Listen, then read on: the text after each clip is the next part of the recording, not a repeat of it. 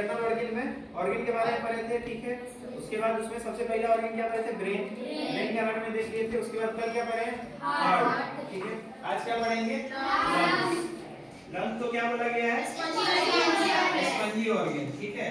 जैसे स्पंज वाला बल्ब होता है, फोम होता है, उस तरह से इसको उसी तरह का इसका बनावट है, इसलिए इसको क्या बोला गया है? Spongy organ. इसका फंक्शन मतलब काम क्या है? ब्रीदिंग और रेस्पिरेशन का श्वसन प्रक्रिया और रेस्पिरेशन, ठीक है। आगे देखो कहाँ पे लोकेटेड है? Either side of the heart, हमारे हार्ट के दोनों तरफ, क्योंकि कितने नंबर में है? 2, ठीक है।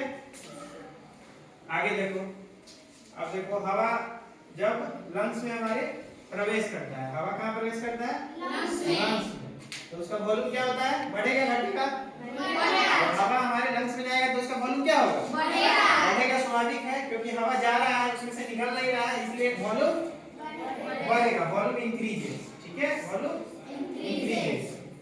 अब देखो इसमें हम अब स्ट्रक्चर का बात करते हैं, तो इसमें सबसे पहले क्या है? Wind pipe. अब विंड पाइप का काम क्या है? नाक से हवा को कहाँ पहुंचाना? लंग्स में। नाक से कहाँ? लंग्स में। देखो ये नाक से लंग्स में पहुंचा रहा है क्या चीज को? एयर को, ठीक है। उसके बाद क्या करना है? अब वहाँ लंग्स क्या करेगा? ऑक्सीजन रिच एयर को ब्लड में मिक्स करके कहाँ भेजेगा? वेरियस ऑर्गन्स में, ठीक है, ताकि वो प्रॉपर फंक्शन कर सके। अब वेरियस ऑर्गन सेल्स में हमारा हवा पहुंच चुका है, कैसा हवा? ऑक्सीजनेटेड ब्लड, ठीक है। अब वहां पे क्या होगा? सेल्स क्या करेगा? कंबशन कराएगा, क्या चीज का? फूड का। कंबशन एक केमिकल प्रोसेस है, ठीक है। ऐसे ही रिलेटेड है, फ्यूल से रिलेटेड है। फ्यूल जब जलता है तो उस प्रक्रिया को कंबशन बोलते हैं, ठीक है। पढ़ेगा 6 7 ये सब में पढ़ेगा, ठीक है, या 8 में। तो ये कंबशन कैसा है? एक केमिकल रिएक्शन है, ठीक है, रासायनिक प्रक्रिया है, ठीक है।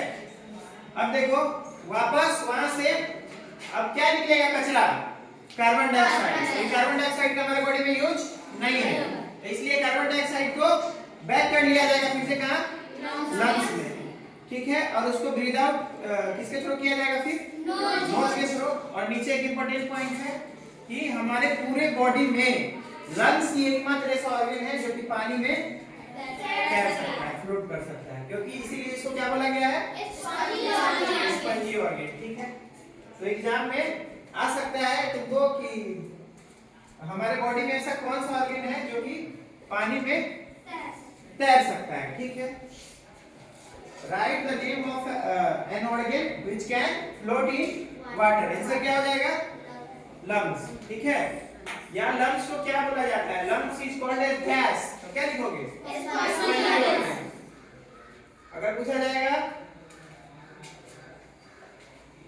when air goes into lungs its volume, option रहेगा increases, decreases, constant, none of these। क्या होगा? increases बन जाएगा, ऐसा समझ आएगा तो, ठीक है। उसके बाद देख लो फंक्शन ऑफ विंड पाइप में रहेगा कि नोज से लंग्स में ले जाता है, नोज से स्टमक में ले जाता है, नोज से लिवर में ले जाता है, नोज से पैनक्रियाज में ले जाता है। क्या होगा आंसर? नोज से लंग्स में ले जाता है। तो इस तरह का क्वेश्चन रहेगा 10 नंबर का, ठीक है। बना लेगा सब? चलो ठीक, कंप्लीट लंग्स।